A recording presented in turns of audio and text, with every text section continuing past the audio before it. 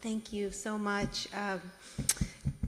Actually, a lot of what our patient described here I'm going to talk about in detail, but he did such a beautiful job kind of laying the groundwork for it.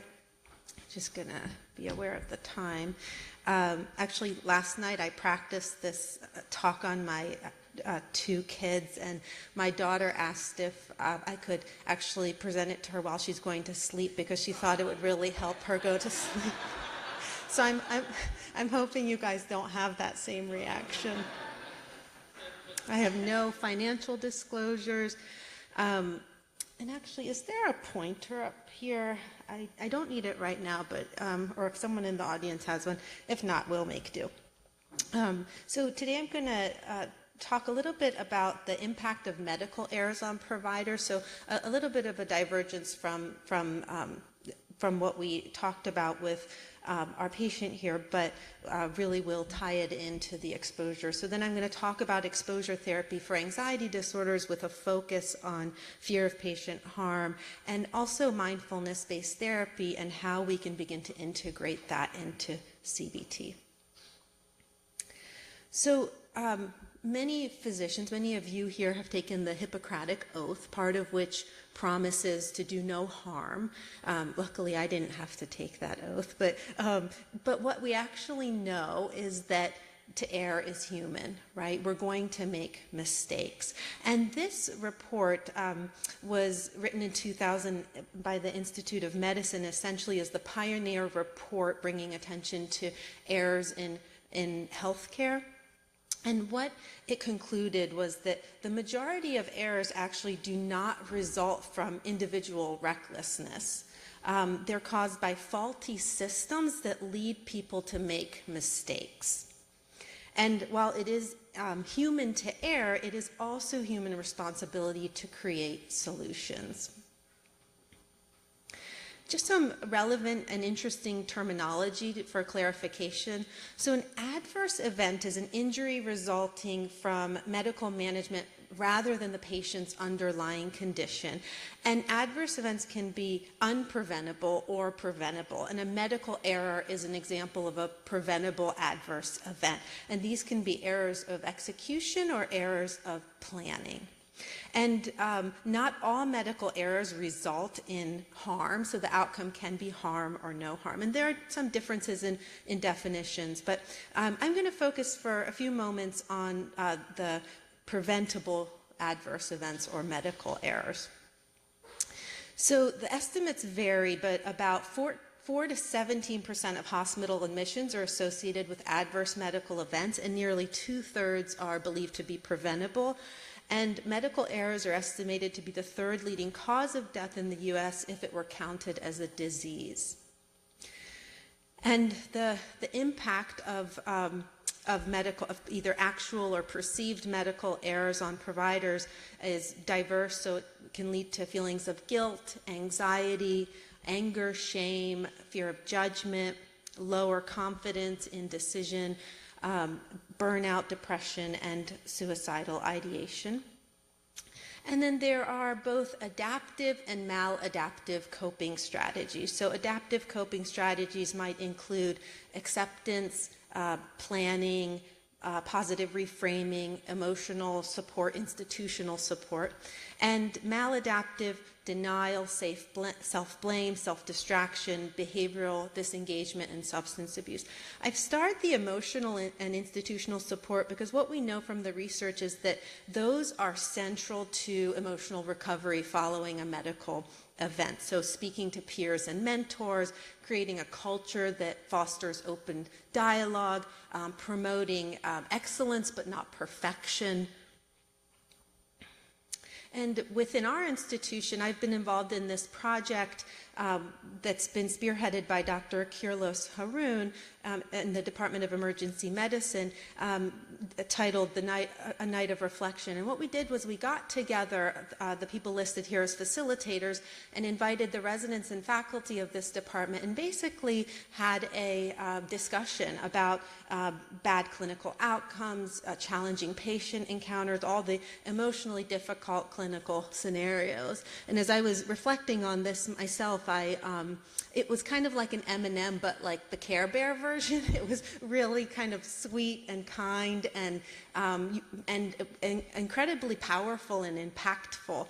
And so then Dr. Haroon is collecting data, and we're supposed to have another follow-up session in January.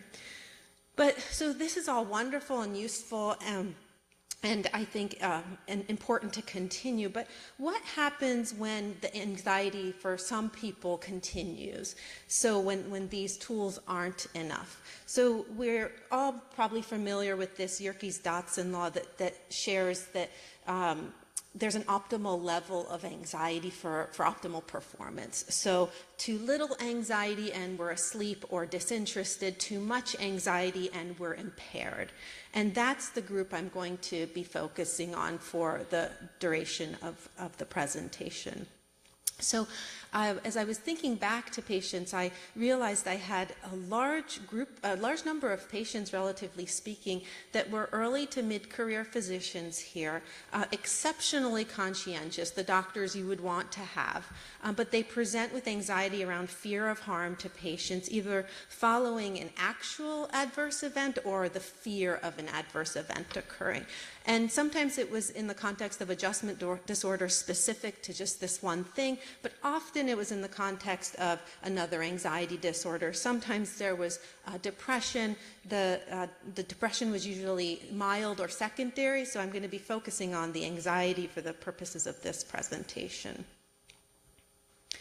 So just the basics of the CBT model, most of you have seen this before and have familiarity with it, but just that our thoughts impact our feelings, which impact our behaviors, and that there's an interrelationship here, and that with anxiety disorders, the thoughts tend to be negative and catastrophic, leading to feelings of anxiety, which then might lead to feelings of avoidance. The feelings of avoidance certainly reduce our anxiety in the short term, maintain our anxiety in the long term.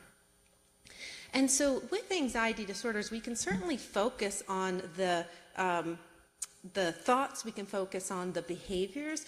I'll give you my clinical experience, and also this is supported by research, that the patients who come in with the anxiety disorder have already tried some cognitive restructuring on their own, and it's maybe been effective to some degree, but the anxiety is still there and still impairing. So I think we get the most bang for our buck by focusing on the avoidance, and by focusing there, the thoughts naturally change.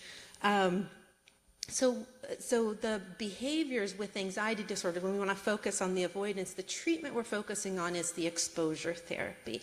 And this is, as our patient mentioned, confronting our fears. And those can be situations, but they can also be thoughts. And we're approaching them instead of avoiding. And this leads to extinction of that learned fear response.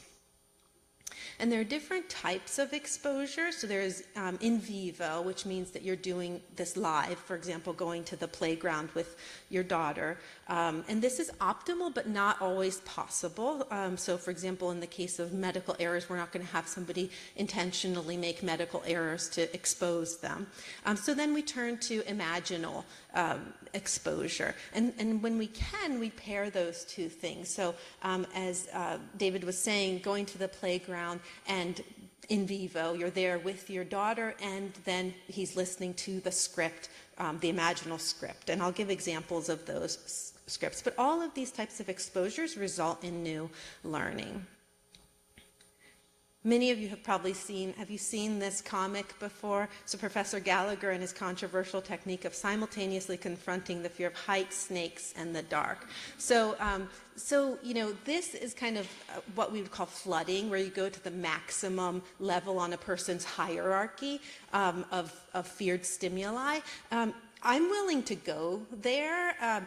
Patients usually are not, and if you go there and the patient's not ready, then they probably will run away in fear. But there are times when this isn't feasible. Again, we don't make people have medical errors. At Hopkins, most offices don't have windows for us to even, attempt to do this. So then we turn to an imaginal exposure script. So how do we go about developing an imaginal exposure script? It's critical to identify the core fears. And many people think this is worst case scenario, but very often it's uncertainty. And I'll give 2 examples in a minute. And we either write or record it in a phone, and you can listen to it on a loop.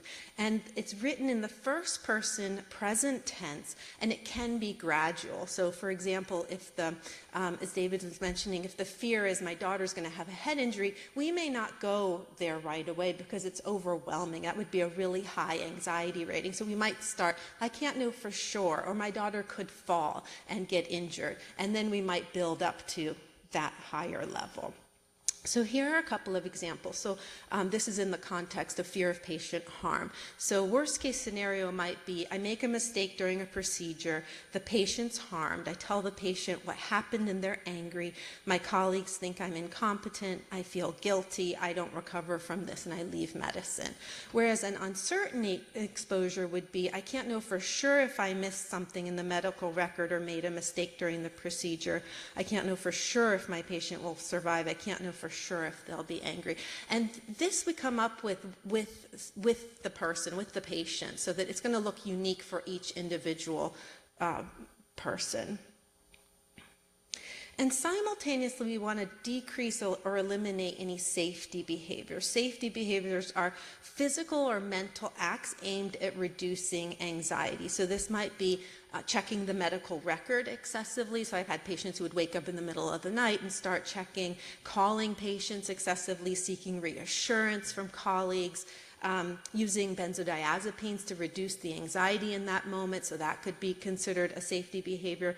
And interestingly, relaxation exercises. So most people don't think of relaxation exercises as a safety behavior, but when you pair it with the exposure, at the time of the exposure, it can become a safety behavior. And it's doing the opposite of what we want to do. We want the anxiety to increase and for it to come down on its own, so the individual can see that they can tolerate the anxiety. So anything that's interfering with that is unhelpful and disruptive, including the relaxation. In a moment, I'm going to talk about mindfulness, though, and how to integrate that and how that's different from relaxation. And so it doesn't really fall into that category of a safety behavior. So then we tolerate the anxiety. So reading and listening to the script until the individual habituates. So meaning that their anxiety decreases. And we keep track using something called the subjective unit of distress, really just an anxiety rating on a scale of 0 to 100 that eventually decreases with repeated exposure. And simultaneously, this is where we would kind of pair the in vivo and imaginal. That person gradually re-engages in situations that are avoided. So people, places, and things. In the case of the fear of patient harm, this is often medical procedures that they've been avoiding. Some of the surgeons I've worked with, specific surgeries they won't do. We gradually work towards getting them involved in those again. And this is kind of a visual of how habituation works. So initially, there's a rapid increase when we're confronted with a feared stimulus. And this is the time when patients often want to escape, okay, use one of those safety behaviors. Interestingly, this is the time when therapists often also want to escape, because it's distressing for us to see our patients in distress. And so many people don't engage in exposure therapy for this reason. But the expectation is that, oh, my anxiety is just going to keep increasing and I won't be able to tolerate this. But if the exposure is planned properly, your anxiety will actually come down over time. And each time you confront this stimulus over and over and over, the anxiety comes down more quickly. So just some key features about the exposures: they should be planned. So you don't want to surprise anybody. Surprise, we're going to the park. We don't want to do that. They should be repeated, frequent, and prolonged. So you want them to practice daily if possible for periods of time, say 15 to 20 minutes at a minimum, and over the course of daily. I have a couple of quotes in here that I thought were powerful quotes. This is from a Hopkins faculty member who I treated with this fear of patient harm.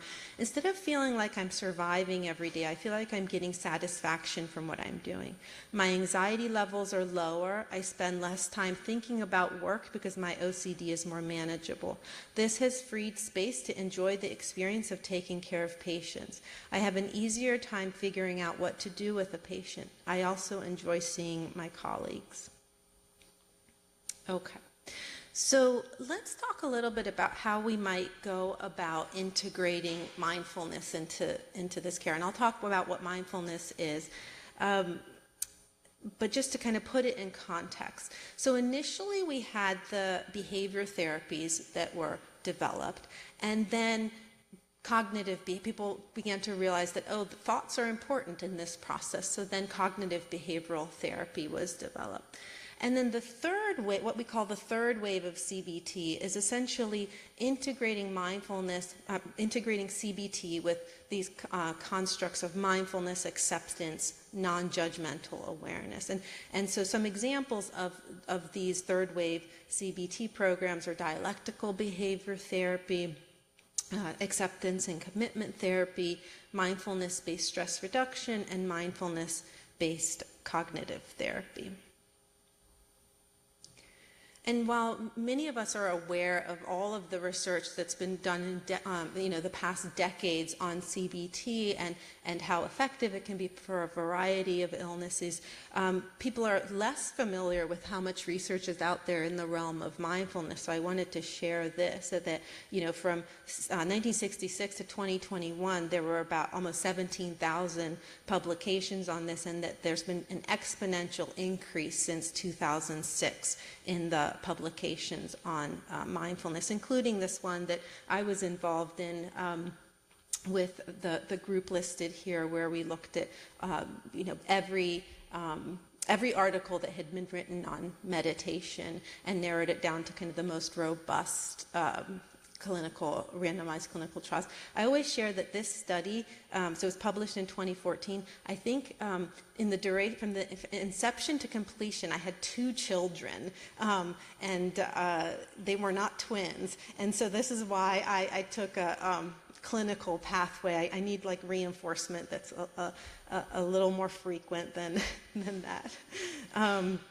Okay, so how does mindfulness compared to other treatments? So some of you might have seen this come out, which kind of got a lot of buzz in the press, that it was a non-inferiority study looking at mindfulness-based stress reduction versus escitalopram in adults with anxiety disorders. And it was a very nicely designed study. And basically the results showed that MBSR is non-inferior to escitalopram in the treatment of anxiety disorders. So basically there's comparable effectiveness between these 2 treatments. So this is a forest plot. I'm not sure if all of you are familiar with this, but it's kind of a hard thing to make sense of. There's a lot going on, but I'm going to try to do my best. I'm going to try to do my best without a pointer. But so this was a systematic review and meta-analysis of psychological interventions focusing on improved well-being, so in the general population, mentally ill and physically ill. And they looked at a whole bunch of different interventions. I'm going to draw your attention to the cognitive therapy or cognitive behavioral therapy and the mindfulness interventions. So you can just get a sense of some of the effectiveness of these interventions. So if we look at general population, the solid line is the line of no effect. And so if any of the horizontal blue or purple bars cross over the line of no effect, that's the confidence interval. That means that there was no effect compared to the control groups for those cluster of studies. The size of the circle is basically the weight of the study. And the different colors are, the darker the color, the higher the quality of the study. So if we're looking at the CBT line, what we see is that there was and the dotted lines are the the effect sizes. So if we're looking at the CBT line, what we're seeing is that for the general population, there was a small effect size for CBT interventions compared to control groups. And for the psychiatric patients, there was a small to moderate effect size. So, an effective treatment there, and no significant difference between the control groups for physically ill using CBT. For the mindfulness intervention, so we see in the general population small to moderate effect size of that treatment compared to control. We see a small to large effect size in the psychiatric population, and again, a small effect size in the physically ill population. So what is this saying? These treatments are effective, perhaps for slightly different populations. But so, it makes us think, why not use both of these treatments? And I think that that's one of the messages I want to send. And it's not that these treatments haven't been combined before, they have. So mindfulness-based cognitive therapy was developed for patients who had treatment-resistant depression to prevent kind of recurrence. And so these have been combined in formal ways, but one message I want to kind of get across is that you can begin to integrate them in other ways and do these treatments in parallel, and what can that look like without putting a patient through a formal program.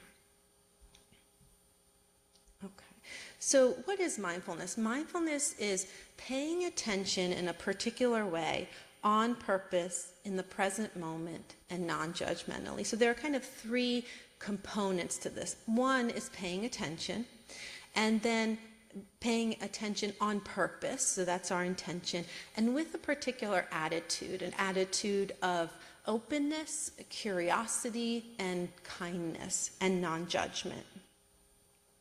And there are two ways to build this muscle of mindfulness. First, it's what we think of as meditation. This is formal mindfulness practice where we use an anchor to bring attention to the present moment. And so this is, maybe sitting, focusing on your breath. And then informal mindfulness practice is when we're noticing when we're on autopilot. Autopilot is when we're engaged in an activity, but our mind is elsewhere. For example, you can think of when you were showering this morning or brushing your teeth. Most of us aren't saying, oh, warm water, nice smelling soap. Most of us are planning the day. And so that's being on autopilot. And so the informal mindfulness practice, we're bringing attention back to the present moment activity. And much of the research is based on this course called the Mindfulness-Based Stress Reduction course, developed by Jon Kabat-Zinn, based on this book, Full Catastrophe Living. It's an 8-week course where we meet for 2.5 hours each week, and a full-day silent meditation retreat, home practice with guided meditations. It's an intensive, it's an amazing course if you ever have the opportunity to take it, but it's an intensive course. And so it may not be feasible for everyone to take, which is why there are other options where you can start small just by teaching guided meditations or having patients listen to meditations. So what are some of the key components of CBT and mindfulness? So we talked about with CBT, there's new learning through the exposure, and then cognitive restructuring, whether we target it directly or whether it's secondary to the exposure. With mindfulness, there's more of a focus on, we're building awareness. So we're not directly trying to change thoughts, but we're noticing thoughts. We're noticing thoughts as just mental events that come and go. There's an element of acceptance of internal and external experiences. So noticing what's here and being okay with it being here, or working up to that. Non-judging, so being curious about our experiences as opposed to judging them. Decreased identification with our thoughts. So again, these are, there's that thought, I was expecting you. And coming back to the present. There's a lot of focus on bodily sensations in these practices because the sensations in the body are always in the present moment, whereas our thoughts aren't. So this is a way to ground ourselves back into the present. And then finally, there's an element of self-compassion that's integrated into these practices. So these are just kind of some of the highlights of each of these. So how might you integrate mindfulness with CBT? This is one way that I do it, and I tried to kind of conceptualize this into the CBT practices. You can think of as doing them for defined periods of time. So I want you to listen to this script twice for 10, 15, 20 minutes, or go to the playground, 5 times this week or 2 times this week. And also the formal mindfulness practice, the meditation, you want to kind of think of that as a defined period. So, listen to this meditation every morning for 10 minutes. And then the rest of the time, we're looking at informal mindfulness practices. So the rest of the day, when you're going about your day working, you're aware of what's happening. So you're doing your work, and then you have that intrusive thought: what if something catastrophic happens? And in that case, that's how you can use the mindfulness and say, hello thought, I was expecting you. Come in, sit for tea, and I'm going to keep working. So we note it and we return to the present. We note it and return to the present. And I made the point that the relaxation is different from the mindfulness. So the mindfulness, we're building awareness. Here you are, thought, I was expecting you. The relaxation, we're trying to change our experience. And that's where it can become kind of a safety behavior, because that change can lead to avoidance or escape from the anxiety. And this is a quote from a patient who came through the mindfulness class, which I also thought was really powerful. I was surprised by the impact an intentional practice had on my life. 6 months prior, I was ready to walk away from the career I had spent years working towards because of the emotional volatility and stress I was feeling. This course opened up a new pathway that not only allowed me to continue my work, but actually thrive professionally. Further, the mindfulness impacted all aspects of my life and has had a persistent effect on my happiness and my ability to handle new stress. Turning towards my emotions was a new concept for me and truly changed the way I interact with the world. So just the last few slides I have, this one just highlights the programs that I teach here, and as Dr. Padash mentioned, these will be also taught in the Office of Faculty and Clinician Care that's led by Dr. Graham Redgrave. And so, I teach the patient courses separately. You're welcome to send an EPIC note if you have a patient who you think might be interested. And then the faculty and staff courses that all run through that new office. As Dr. Padash mentioned, he was kind enough to support this website, and I think it's a beautiful website that Benedicta helped put together, and I can put this back up at the end, but it has all of my meditations that I use for the course that you can share with patients, use yourself, and also lots of resources. And then I'll put this back up in just a moment. But my last slide, there's an individual in the patient, family, and education sector that works with bringing some of these concepts into EPIC. And so he reached out, and now the website, as well as this tip sheet on mindfulness meditation, is accessible in the outpatient EPIC platform. So you can go to, I can't really read it, I think it was patient education at the top, and then CRAMES. And then this Ignite box comes up, and you just search mindfulness meditation, which brings you to this tip sheet. The patient can scan that, or you can just print it out. And then beginning in December, it's going to be accessible on the inpatient unit EPIC platform as well. And okay, done. Mm-hmm.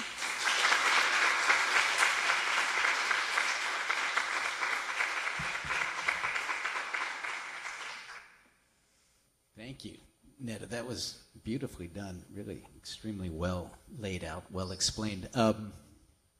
Lots to talk about. Let me ask you this. Do you feel like the mindfulness approach is something that can benefit everyone, or that is everyone who comes with anxiety? Or do you feel like there are particular types of patients more likely to benefit or less likely to benefit? Yeah, it's a great question. I think I think most anxious patients can benefit. It just has to be the right time for many of them. So if someone is incredibly distressed, I don't have them say, let's sit with that, because it's overwhelming. And so we might have other tools that they use first.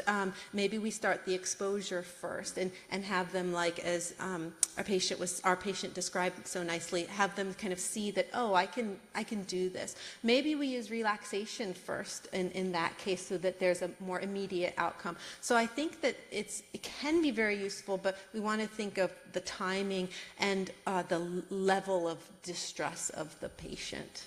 Yeah. Thanks. Other folks have questions? Well, while we're waiting, I have another question that. Yeah, go. Yeah, I just wanted to say bye to. Oh, got to take off. Okay. Go ahead, Jimmy. I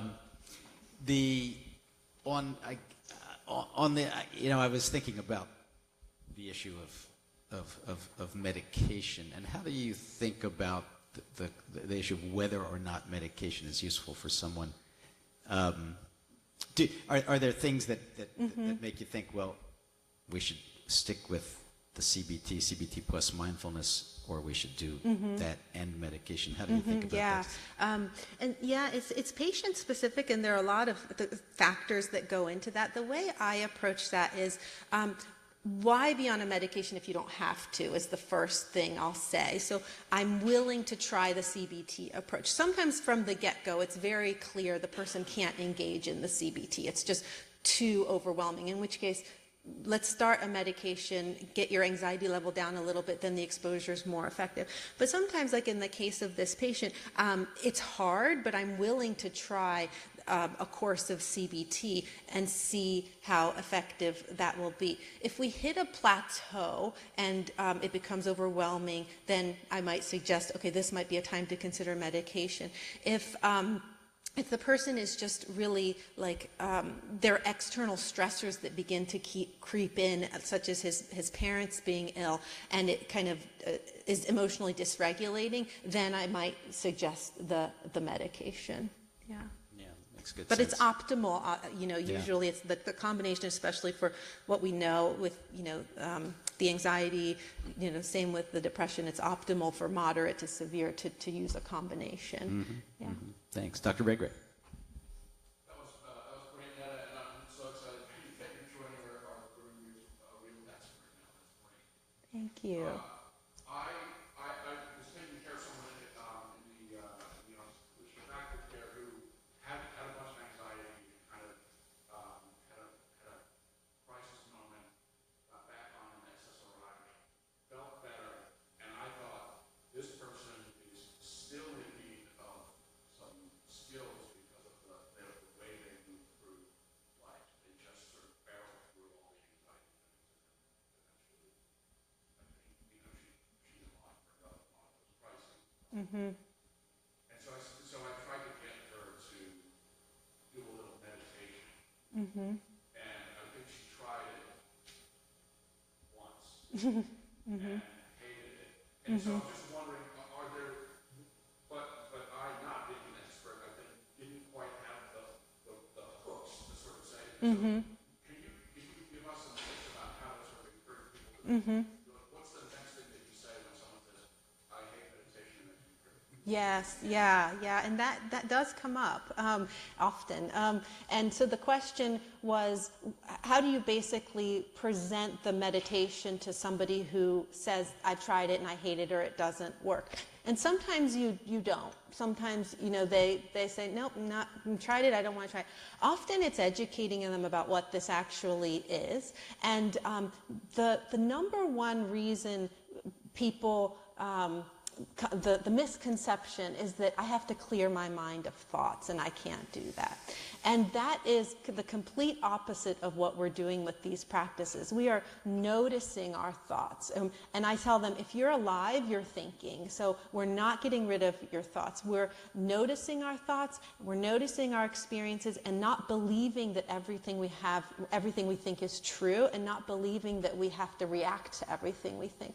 And so that's the first thing. And then I do a practice with them. I'll say, let's do it right now and tell me what this was like.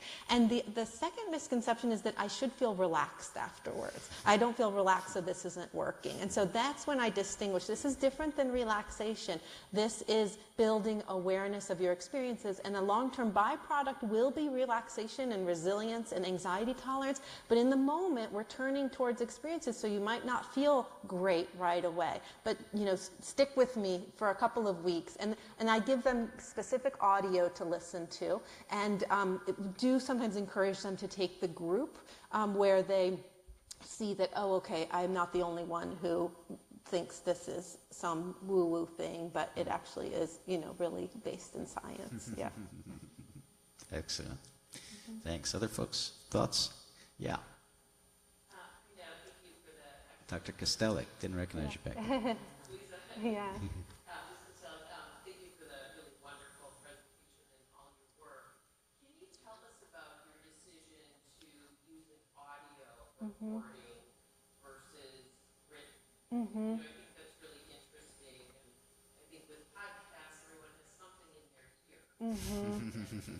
Yes, yeah, and I think that, so the question was, why use an audio exposure as opposed to a written exposure? And really, I'll let the patient decide.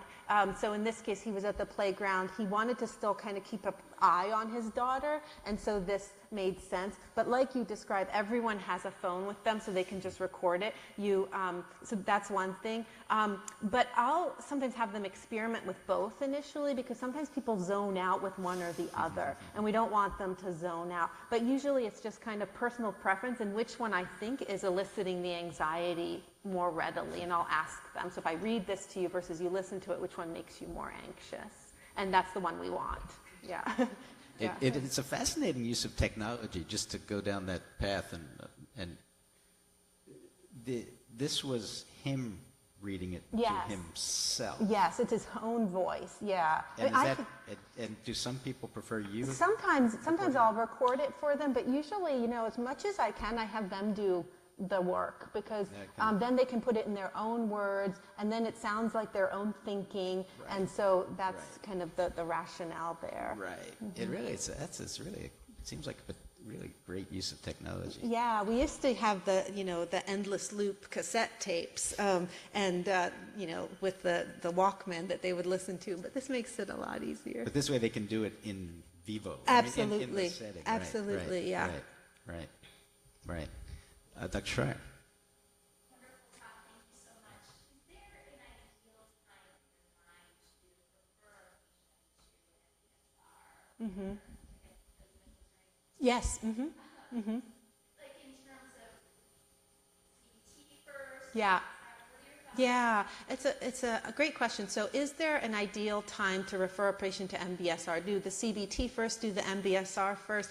I usually introduce them to the person simultaneously. And I'll say, these are the tools we're going to be using. You can start with this one, or we can do them both at the same time. And then I get feedback, like, the exposure was a little too much for me right now. Okay, we'll make the exposure a little easier. But I introduce them simultaneously. And the reason is because I feel like the mindfulness just turns down the amygdala a little bit. And so then they can engage in the CBT. So they feel like, I have this tool, and I can go there and do something and know how to work with these thoughts in between the sessions. But I've had people where they'll go through CBT and at the end we'll do MBSR, or I'll have people go through the MBSR course and then do CBT. And sometimes that's just logistics, like I don't have an opening for CBT, so let's do the MBSR and see what's left after that. And then we treat that. So that's another approach. Yeah. Great. We're just about out of time, so thanks very much, Neda. That was wonderful. Yeah, thank you.